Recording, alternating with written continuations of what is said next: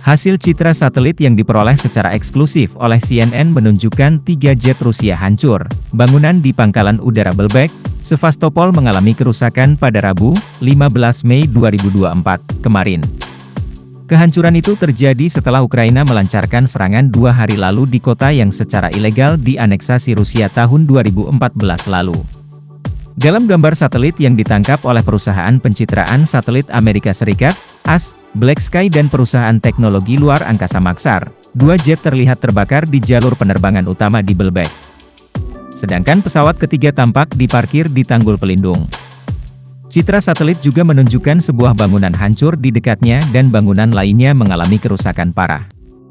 Gubernur Sevastopol, Mikhail Razvozaev, pejabat yang ditunjuk Rusia di Telegram pada hari Jumat, 17 Mei 2024, mengklaim kalau Rusia berhasil menangkis serangan musuh besar-besaran di Sevastopol. Razvozaev mengatakan ada lusinan kendaraan udara tak berawak dan lebih dari 5 drone laut hancur. Kota ini mengalami pemadaman listrik sebagian karena puing-puing drone yang jatuh di gardu induk, tambahnya.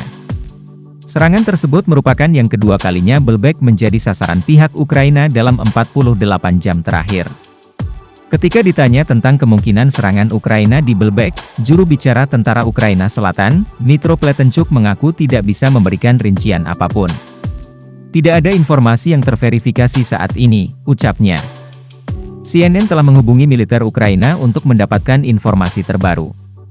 Kelompok pemberontak Ukraina di Crimea, ATES, mengklaim melalui Telegram setelah serangan kedua bahwa gudang artileri di lapangan terbang Belbek rusak. Kerusakan signifikan pada infrastruktur lapangan terbang akibat ledakan sekunder juga tercatat, katanya. Namun tidak satupun gambar satelit yang dilihat CNN menunjukkan tanda-tanda adanya serangan terhadap gudang senjata rudal atau artileri, atau terjadi ledakan sekunder. Meskipun Moskow tampaknya lebih unggul dalam operasi darat baru-baru ini, pasukan Kiev telah menikmati keberhasilan yang berkelanjutan dalam menargetkan armada Laut Hitam Rusia, baik dalam serangan rudal atau serangan drone laut. Pada bulan Maret, Ukraina mengatakan pihaknya menyerang 2 kapal Angkatan Laut Rusia, bersama dengan pusat komunikasi dan beberapa fasilitas lain milik armada Laut Hitam, dalam serangan besar pada malam hari. Ukraina mengatakan kapal yang diserang adalah 2 kapal pendarat amfibi, Yamal dan Azov. Lebih dari 20 kapal Angkatan Laut Rusia kini telah dinonaktifkan atau dihancurkan, sepertiga dari seluruh armada. Meskipun Ukraina sebenarnya tidak memiliki angkatan laut sendiri, inovasi teknologi, keberanian, dan ketidakmampuan Rusia telah membuat Ukraina unggul di sebagian besar wilayah Laut Hitam. Pada bulan Oktober tahun lalu, citra satelit menunjukkan bahwa Rusia merelokasi beberapa kapal angkatan lautnya menjauh dari Sevastopol setelah serangkaian serangan Ukraina. Dalam perkembangan lain yang dilaporkan The Guardian, pada Kamis, 16 Mei 2024, Ukraina mengaku pihaknya berupaya menstabilkan garis depan di wilayah Kharkiv.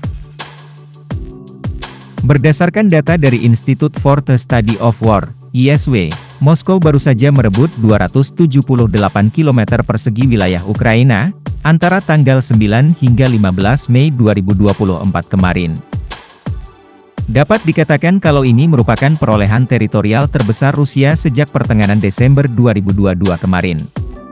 Peringatan serangan udara yang berkepanjangan di sebagian besar wilayah Kharkiv dicabut pada Jumat, 17 Mei 2024, pagi. Gubernur Kharkiv, Olesny Yehubov mengatakan setidaknya ada 5 drone menyerang Kharkiv.